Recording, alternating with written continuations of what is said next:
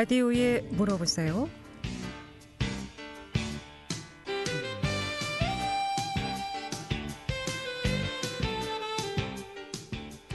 여러분 안녕하십니까? 라디오에 물어보세요. 진행의 김혜정입니다.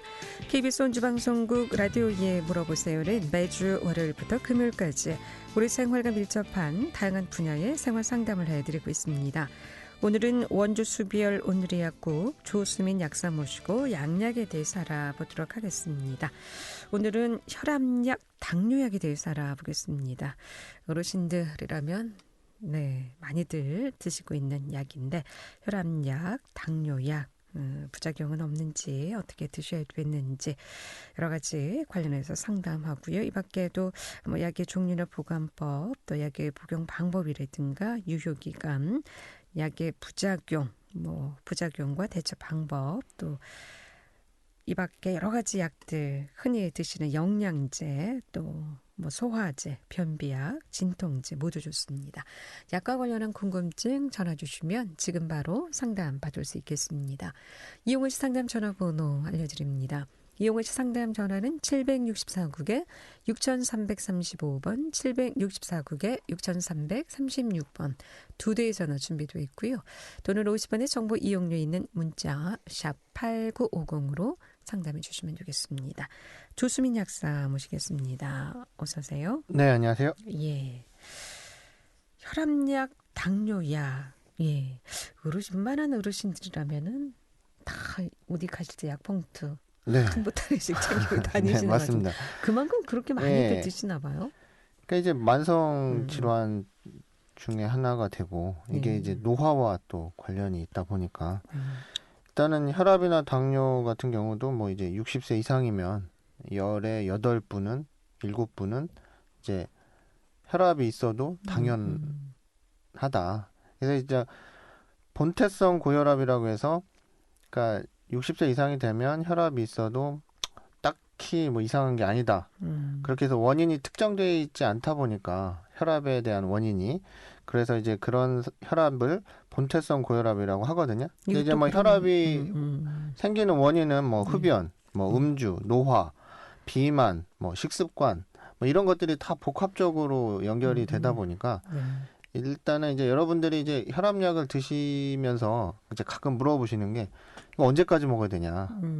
이거 평생 먹어야 되냐? 아니면 이제 나 혈압이라고 해서 혈압약을 먹으라고 하는데 이거 그럼 언제까지 먹어야 되냐? 라고 이제 말씀을 하시거든요. 근데 이제 사실 혈압이라는 것이 아까 말씀드린 대로 원인이 특정되지 않다 보니까 원인 치료가 불가능하죠. 그럼 지금 혈압약을 드시고 있는 분들 대다수가 원인 없이. 그렇죠. 그걸 본태성 고혈압이라고 합니다. 그래서 1차 고혈압. 그러다 보니까 연세가 있으신 분들은 이제 당연히 복용을 하게 되는 거죠. 그래서 원인 치료가 되는 부분이 아니다 보니까 일정한 혈압, 그러니까 증상으로 나타나는 혈압이 수치가 120, 80에 120, 요게 이제 기준 수치고 안정권이다. 라고 이제 얘기를 하고 있기 때문에 그 범위를 벗어나지 않도록 하기 위해서 매일매일 이제 혈압약을 복용하시게 되는 거죠. 근데 그 범위라는 것이 120에 80이 이제 기준점이라고 본다면 어느 정도일 때 약을 복용을 해야 일단은 이제 병원에 가셔서 이제 정기적으로 건강검진, 이제 처음 이제 혈압약을 복용하시게 되는 경우를 보면 이제 건강검진을 받는다거나 아니면 또 다른 머리가 아프다거나 다른 증상이 있어서 병원에 갔는데 혈압이 높다. 그러니까 혈압약을 복용해야 되는 상황이다라고 해서 그렇게 복용하는 경우가 이제 많죠. 그러다 보니까 이제 본인이 혈압을 체크를 해서 이 정도면 약을 먹어야 된다 아니다라는 판단할 수는 없죠, 사실은. 그러다 보니까 이제 병원에 가게 돼서 아니면 건강검진을 하면서 이제 혈압이 안정권에 그러니까 안전한 범위에 들어있지 않다면 이제 병원에서 의사 선생님께서 혈압약을 복용해야 됩니다. 이제 말씀하시면 이제 그때 복용을 하게 되는 경우가 많죠.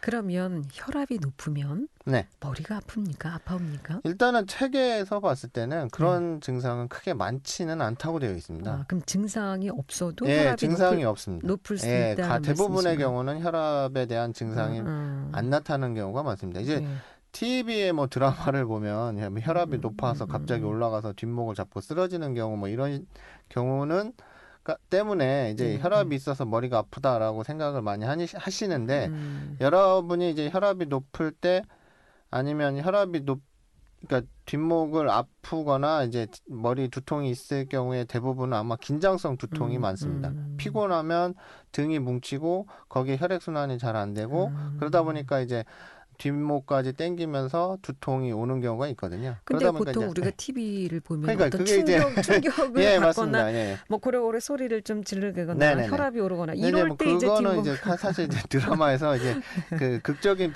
상황을 표현하려고 하다 보니까 그렇게 나오는 것 같고요. 네. 그러니까 일반적으로 여러분들이 느끼는 혈압, 고혈압이다라고 하더라도 사실 자각적인 증상은 크게 나타나진 않죠. 그러다 보니까 이제 정기적으로 건강검진을 받고 네. 그때 이제 본인이 혈압이 높은지 안 높은지를 체크를 하는 거죠.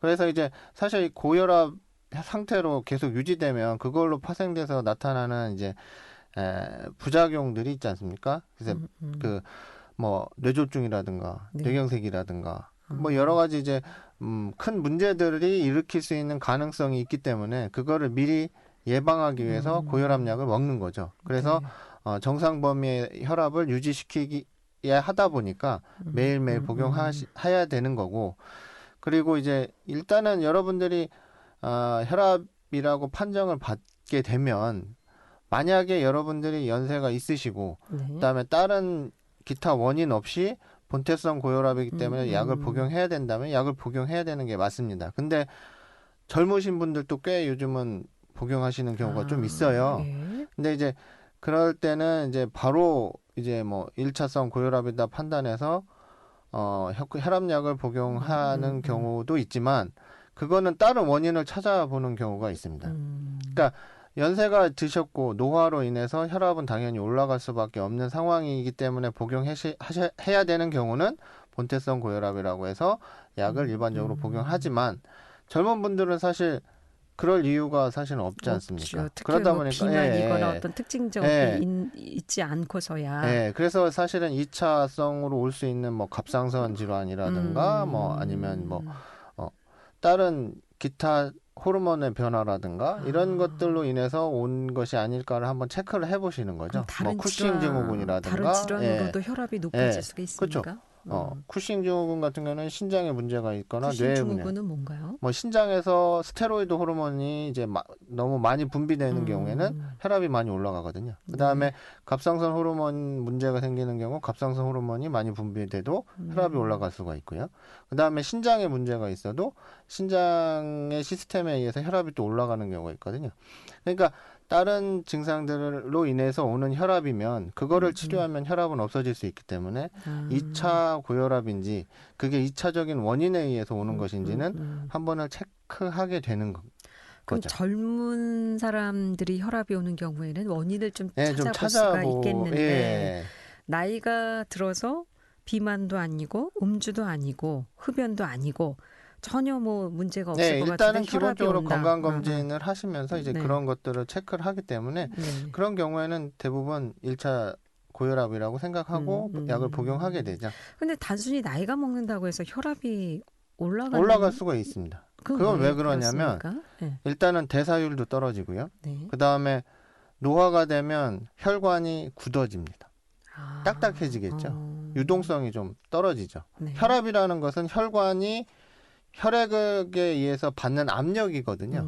근데 혈관이 유동성이 있어서 이게 탄력성이 좋아서 그 압력을 잘 조절할 수 있으면 안정적인 혈압을 유지할 수 있는데, 그러니까 노화가 되면서 혈관은 딱딱해질 수밖에 없거든요. 그러다 보니까 그 압력을 이기지 못해서 그러다 보니까 혈압은 노화와 관련이 있을 수밖에 없는 거죠. 그 다음에 비만이라는 것도, 비만은 우리 몸에 이제 혈액을 돌리려면 그만큼 에너지가 필요한데 저희가 몸이 너무 무거워지면 그 체액을 돌려야 되는 에너지가 더 많이 필요하게 되죠. 그럼 심장에 무리가 가게 되기 때문에 혈압이 올라가게 될 수밖에 없습니다. 3969번님의 문자 상담인데요. 백신 후유증으로 갑자기 혈압이 200까지 며칠간 올라가서 네. 진단을 받고 약을 복용한 후에 지금은 혈압약을 먹지 않고 있는데 네. 이런 경우 어떻게 혈압약을 계속 먹어야 되는지 궁금하시다고요? 일단은 백신 후유증이 사실은 원인이 확실치가 않습니다. 지금 나와 있는 것들이. 그러니까 뭐 코비드19 다음에 뭐 새로 요즘 나오는 거는 롱 코비드라고 해서 네.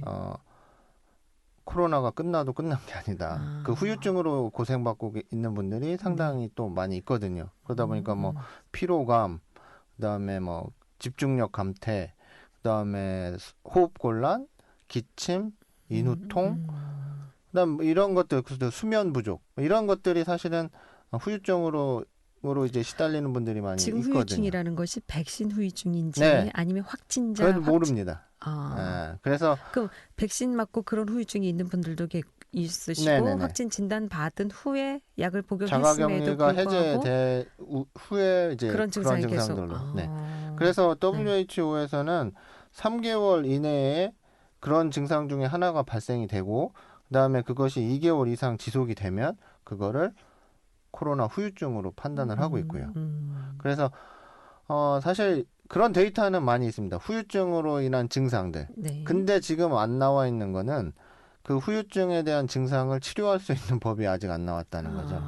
그래서 그런 분들이 지금까지 어떤 치료를 받아서 어떻게 좋아졌다, 증상이 개선됐다. 그러면 이제 그런 데이터들이 모여져서 그 후유증에 대한 증상에 따른 치료 매뉴얼이 나와야 여러분들이 계속 뭐 기침을 한다거나 호흡곤란이 있다거나 했을 때 근데 지금 코로나 치료약이 나와 있지 않습니까? 그러니까 치료약이 나와 있다는 것은 바이러스를 죽이는 약인 거지. 네. 그러니까 바이러스로 인해서 그 바이러스가 다 죽은 다음에 그러니까 음성으로 나온 다음에 자가격리가 해제됐을 때 그 이후에 나타나는 증상들, 후유증 그거에 대한 치료 매뉴얼이 없다는 거죠. 네. 그러다 보니까 여러분들이 호흡곤란이 왔을 때도 사실은 폐 때문에 그럴 수 있지 않을까라고 해서 폐 쪽에 가보고 그런데도 사실은 순환기내과에서 그러니까 호흡기내과에서 이상이 없다 그러고 그러면은 또 가야 될 게 심장, 순환기내과를 또 가봐요. 그러니까 심장이 안 좋아도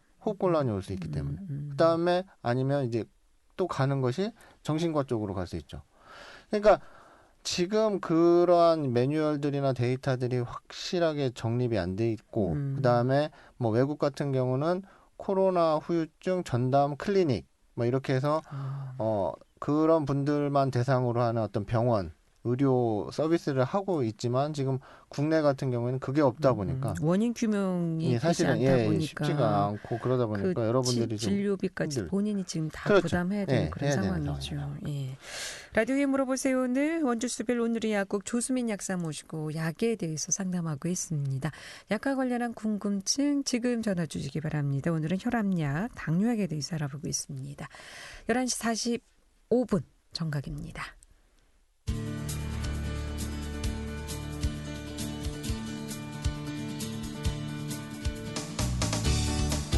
여러분께서는 KBS 원주방송국에서 진행해드리는 라디오에 물어보세요를 듣고 계십니다. 라디오에 물어보세요는 매주 월요일부터 금요일까지 실생활에 필요한 생활 상담을 해드리고 있습니다. 라디오에 물어보세요. 지금 여러분의 상담 전화를 받고 있습니다. 전화 주실 곳은 764-6335번, 764-6336번입니다. 지금 전화 주시면 전문가와 바로 상담하실 수 있습니다.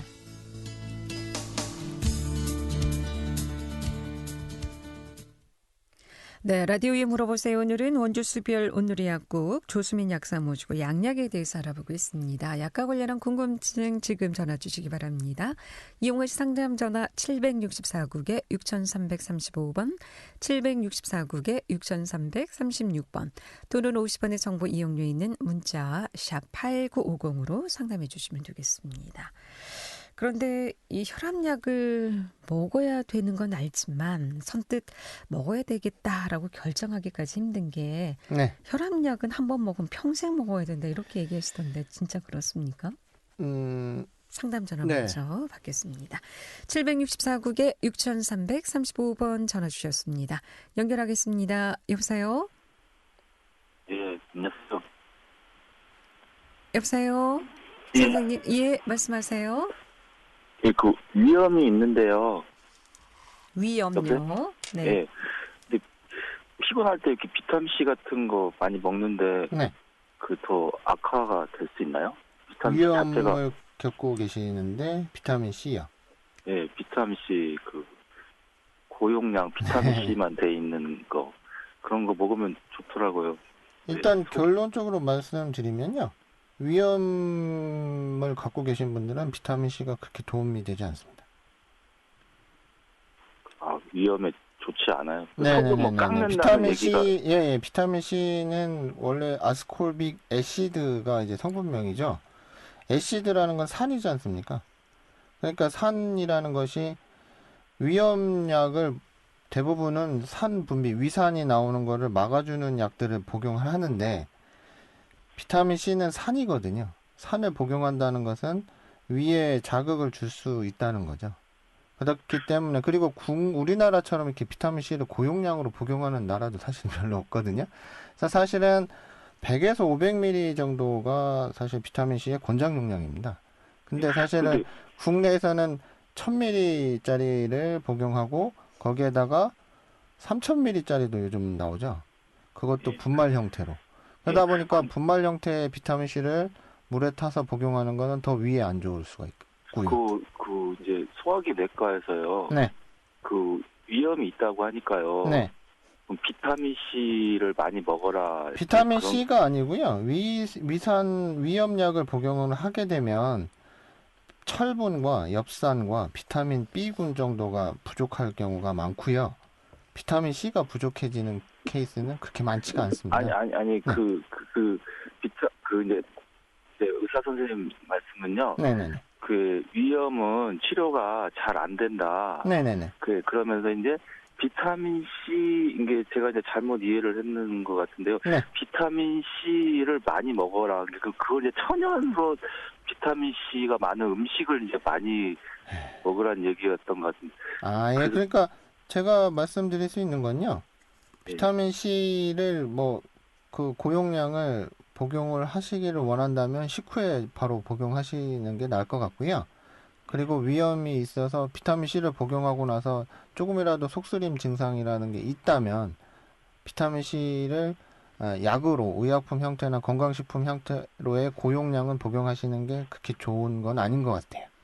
예, 그럼 비타민 C 저희 잘 모르는데 선생님도 약사님이시니까 비타민 C가 많은 음식이 우리가 자주 이렇게 쉽게 접할 수 레몬도 있고 고추에도 비타민 C가 많이 들어있다고 하는데 이제 고추 자체가 이제 맵다 보니까 또 위에 자극을 줄 수가 있겠죠. 그래서 선생님이 근데 비타민 사실은 C를 먹으라고 비타민 C 함량이 많은 음식을 먹으라 이제 그 얘기셨구나. 그래서 이제 저는 근데 비타민 사실은- C를 약을 먹었는데 예. 비타민 C가 들어있는 음식 그런 걸 좀 추천해 주면 제가 봤을 때는 그 비타민 C가 많이 들어있는 음식보다는 비타민 C가 C인데 1000ml가 아닌 좀 저용량의 비타민 C를 복용하는 게 좀 더 낫지 않을까 싶습니다. 그럼 어떤 게 있을까요? 100ml에서 500ml 정도의 비타민 C가 들어있는 요즘은 종합 비타민제도 비타민 C가 한 100ml는 들어있거든요. 그러니까 이제 사실은 위염으로 인해서 그 아까 말씀드렸던 비타민 B군이라든가 철분 이런 것들이 부족해질 수가 있어요. 그러다 보니까 종합 비타민제를 복용할 때 비타민 C가 한 100ml에서 200ml 정도 들어있는 거를 근데 복용하시는 게 낫겠죠. 식품으로 섭취하라고 하셨다고 하는데. 그거는 사실 좀 애매합니다. 이게 식품으로. 선생님한테 네네. 제가 다시 한번 여쭤봐야 하는데요. 네네네. 비타민 C가 좋습니다. 위염이나 위는 네네. 위염은 치료가 잘 안 되니까 비타민 C를 이제 많이 드시면 네.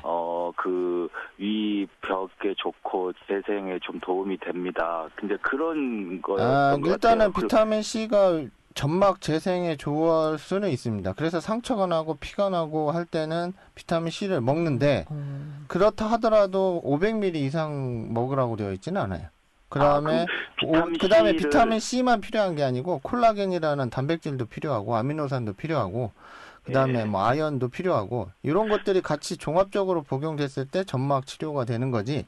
비타민 C만으로는 사실은 출혈을 억제하는 쪽으로 그쪽에는 좀 선생님, 효과가 있을 수 있겠죠. 예, 또 다른 그 비타민 C를 의사 선생님, 내과 선생님이 비타민 C를 많이 먹으라고 한 거는 그 약으로서 그 비타민 C 조금씩 먹는 것도 포함되어 있다고 네, 봐요. 제가 봤을 때는 그렇습니다. 예. 아. 꼭 뭐 음식만으로 섭취한다고 해서 얼마만큼 적정량을 복용하는지 사실 우리는 모르니까.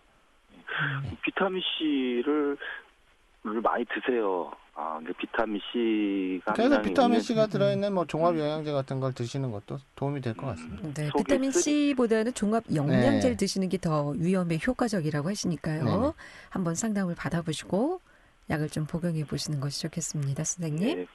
예, 고맙습니다. 예, 감사합니다. 네, 라디오에 물어보세요. 오늘의 약국 조수민 약사 모시고 양약에 대해서 알아보고 있습니다. 앞서 고혈압 약 한 번 먹으면 평생 네네. 정말 먹어야 되는 건지요? 그래서 한번 먹어야 될지 말지를 결정해야 되는 시기가 네. 중요한데요. 일단은 병원에 가서 혈압약을 복용하는 경우는 한 번 정도 체크했는데 혈압이 높네요. 혈압약을 바로 복용하시죠. 네. 라고 하는 경우도 꽤 있는 것 같습니다. 근데 사실은 그건 좋은 방법이 아니거든요. 네. 처음에 병원에서 혈압을 쟀을 때 혈압이 높게 나오는 경우가 많습니다. 그래서 책에도 네. 화이트 가운 이펙트라고 해서 그러니까 화이트 가운을 입고 있는 사람 앞에서 혈압을 체크했을 때는 10에서 20 정도가 높게 나온다고 되어 있어요. 네네네. 그런가요? 그래서 병원에 가서 10에서 20이나 높게 나오는 수가 있는데 그걸 가지고 혈압약을 바로 복용하는 거는 안 좋겠죠. 그러면 네, 그래서 만약에 거기서 좀 혈압이 높게 나왔으니 한 뭐 한 달 정도 아니면 2달 정도 뭐 안정을 취하면서 그래서 가정 내 혈압을 측정하는 거를 권장을 하거든요. 그래서 요즘은 병원에서도 혈압기를 빌려주기도 해요. 병원에서. 네, 그래서 집에서 이제 아침 저녁으로 혈압을 재보는 거죠, 계속. 그래서 시간대별로 이게 뭐 오전 오후 나눠서 계속 재고 그다음에 그러니까 매일매일 잰 거를 가지고 이제 병원에 가서 선생님하고 의사 선생님하고 상담을 하면 이제 병원에 와서 쟀을 때는 뭐 한 10, 20 높게 나왔지만 집에서 안정적인 상태에서 체크했을 때는 10, 20이 낮게 나온다. 그러면 혈압약을 안 먹어도 되는 상황인데 먹어야 되는 경우가 수가 된 거잖아요. 그러니까 사실은 처음에 내가 건강검진을 받았는데 혈압이 너무 높게 나왔으니 혈압약을 복용해야 된다고 했을 때 그때는 한번 집에서 한번 좀 안정을 취하면서 혈압을 잰 걸 가지고 그것이 이제 한 달이고 2달이고 잰 걸 가지고 의사 선생님하고 상담해서 이걸 먹어야 되는 건지 아니면 다른 방법으로도 혈압이 떨어지는지를 한번 지켜본 다음에 혈압약을 복용해야 되는지 그때 그러니까 지금 말씀드리는 이유는 혈압이 한 번 체크해서 2번 체크해서 높게 나왔다고 해서 바로 혈압약을 먹는 것보다는 그럼 한 달 정도? 네, 그 정도의 어떤 시간을 가지고 집에서 잰 가격 그러니까 집에서 잰 혈압 측정된 데이터들을 가지고 한번 상담을 해보시면 혈압약을 시작하더라도 적은 용량에서 시작할 수가 있고 그다음에 혈압약을 좀 더 늦게 복용할 수도 있으니까 혈압약도 용량이 좀 조절이 됩니까? 용량도 조절이 될 수가 있고 그다음에 혈압약의 종류도 4가지나 되기 때문에 일단 처음에 복용하게 되면 적은 용량에서 시작해서 그걸 조정이 안 되면 뭐 여러 종류의 약들을 또 쓸 수가 있는 거죠. 약사님, 병원에서 잴 때 혈압하고 약국에서 잴 때 하고 또 집에서 잴 때 하고 이게 혈압이 일정하지가 않고 천차만별하거든요. 원래가 그렇습니다. 혈압이라는 것은 되죠? 시시각각으로 다른. 그래서 말씀드린 대로 뭐 한 달이면 한 달, 2달이면 2달 집에서 네, 아침에 일어나자마자 한번 재고 저녁에. 그러니까 아침에 일어났을 때가 제일 높고요. 그다음에 저녁에 자기 전 뭐 이때가 가장 낮거든요. 그러니까 이제 오전에는 한번 꼭 재셔서 그걸 데이터들을 쭉 봤을 때 그게 이제 120, 80 그 범위에서 왔다 갔다 한다. 120 125 이 정도에서 왔다 갔다 한다. 그럼 하루 중 어느 시간에 그 혈압을 체크하는 게 그러니까 아침이 제일 높으니까 만약에 아침에 잰 것이 제일 높게 그러니까 뭐 140, 150 높게 나온다. 그러면은 나는 어떻게든 150이면 160까지 갈 수 있는 그 가능성을 갖고 있는 거잖아요. 그렇죠. 가장 높을 때 잰 건데. 그러니까 그때는 꼭 재서 그게 이제 가장 높은 범위가 120이나 140을 넘지 않는다. 그러면은 혈압약을 안 먹고 좀 지켜볼 수 있는 거고요. 오늘 여기까지 듣겠습니다. 더 듣고 싶은데 네, 시간이 다음에 또 벌써 하겠습니다. 예, 네. 아쉽습니다. 예, 원주수별 오늘의 약국 조수민 약사 모시고 양약 상담했고요. 내일 이 시간에는 원주치과 김영국 원장 모시고 치과 질환 상담하겠습니다. 함께해 주신 여러분 고맙습니다. 안녕히 계십시오.